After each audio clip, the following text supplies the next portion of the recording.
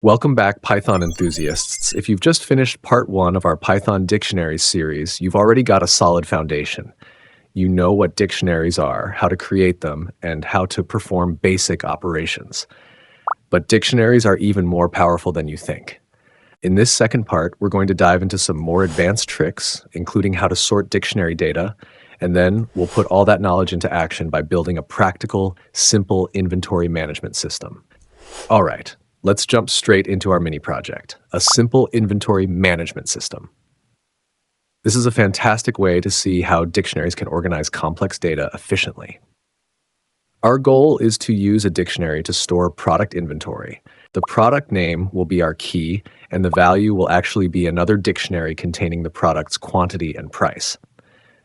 This is called a nested dictionary, a dictionary inside another dictionary. Let's start by initializing our empty inventory dictionary. Initialize an inventory dictionary. Inventory equals curly braces. Print initial inventory, inventory.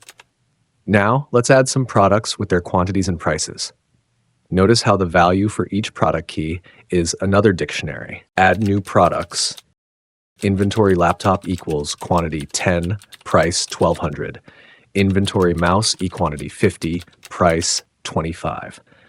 Inventory keyboard equals quantity 30, price 75. Print inventory after adding products. A better print for readability. For product details in inventory, items, print F, product, quantity equals quantity, price equals details, price, :2F. Imagine a sale happens and we sell 2 laptops. We need to update the quantity of the laptop product. We access the laptop key, then inside that dictionary, we access the quantity key. Update the quantity of an existing product.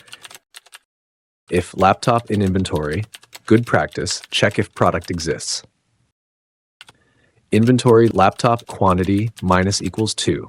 Print sold 2 laptops, new quantity, inventory laptop quantity, else print laptop not found in inventory. What if a new shipment of mice arrives? We'll update the quantity again, this time increasing it. Add more quantity for a product. If mouse in inventory, inventory mouse quantity plus equals 10. Print received 10 mouse units. New quantity, inventory mouse quantity, else print mouse not found in inventory. Now let's calculate the total value of a specific product, say keyboard. This involves getting both its quantity and price. Calculate total value of a specific product. Product name equals keyboard. If product name in inventory, QD equals inventory product name, quantity, price equals inventory product name, price. Total value equals QD times price. Print total value of product name, total value :2F. Else, print product name not found in inventory. Finally, let's display our entire inventory in a nice readable format. We'll loop through the main inventory dictionary and then access the nested quantity and price. Display the entire inventory. Print current inventory. If not inventory, print inventory is empty. Else, for product details in inventory.items, print product. Print quantity, details quantity. Print price, details price, :2F. Format price to 2 decimal places. Print ~20, separator for readability.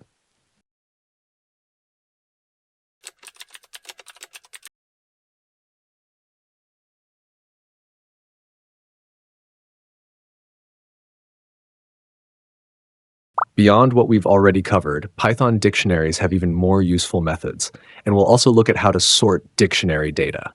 Pop key removes the item with the specified key and returns its value. Great for getting a value and removing it at the same time. Pop item removes and returns a random or last in Python 3.7+ key value pair.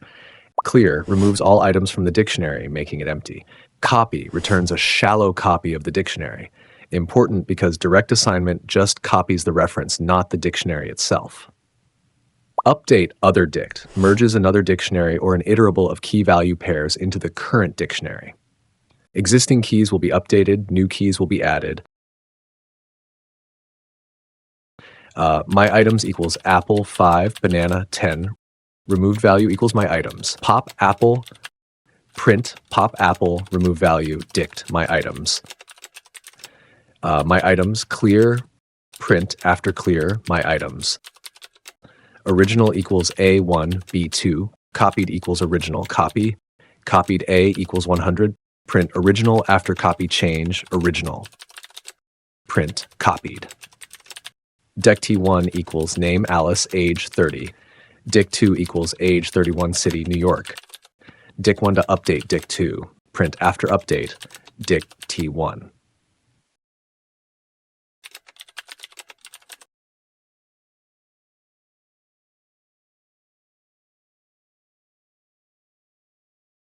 Now let's talk about sorting dictionaries. Remember, dictionaries are inherently unordered, but you can get a sorted list of their keys, values, or even items using the built-in sorted function. This is super useful for presenting data in a specific order. Sorting dictionaries. Scores equals math 90, science 85, art 95, English 88. Print original scores dictionary, scores. Sorting by keys, alphabetical order by default. Sorted keys equals sorted, scores, keys. Print sorted keys, sorted keys. You can then iterate using the sorted keys. Print scores sorted by key. For key and sorted keys, print key, scores key.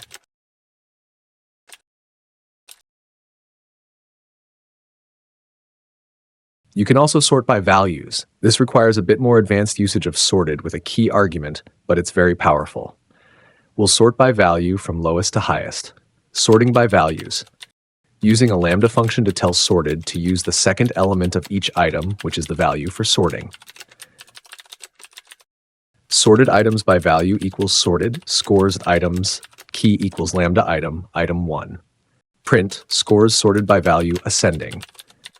For key, value, and sorted items by value, print key value. To sort in descending order of value, sorted items by value desk equals sorted, scores. Items, key equals lambda item, item 1, reverse equals true. Print, scores sorted by value descending. For key, value, and sorted items by value desk, print, key, value. Notice that sorted returns a list of tuples for items or just values for keys values. It doesn't change the original dictionary's order because dictionaries themselves don't have a fixed order in older Python versions, though newer versions, 3.7 plus, maintain insertion order. Regardless, sorted gives you a beautiful ordered list of your data. Now it's your turn to put your dictionary skills to the ultimate test. Your challenge is to create a word frequency counter. Given a sentence, your task is to count how many times each word appears and store these counts in a dictionary. The words should be the keys and their counts should be the values. Example, input sentence. Python is fun and Python is powerful. Expected output. Order of words may vary, but counts should be correct. Python 2, is 2, fun 1, and 1, powerful 1. Bonus challenge. After counting, print the words and their frequencies sorted alphabetically by word. Here are some hints to get you started. 1. How can you split the sentence into individual words? Hint. Think about string methods. 2. How will you handle capitalization and punctuation? Hint. Make all words lowercase and remove unwanted characters. 3. For each word, how will you check if it's already in your frequency dictionary and what should you do if it is or isn't? Hint. Use in or get and increment the count. 4. For the bonus challenge, how can you use the sorted function on the dictionary's keys? Try this challenge on your own. It's a fantastic way to solidify your understanding of dictionaries.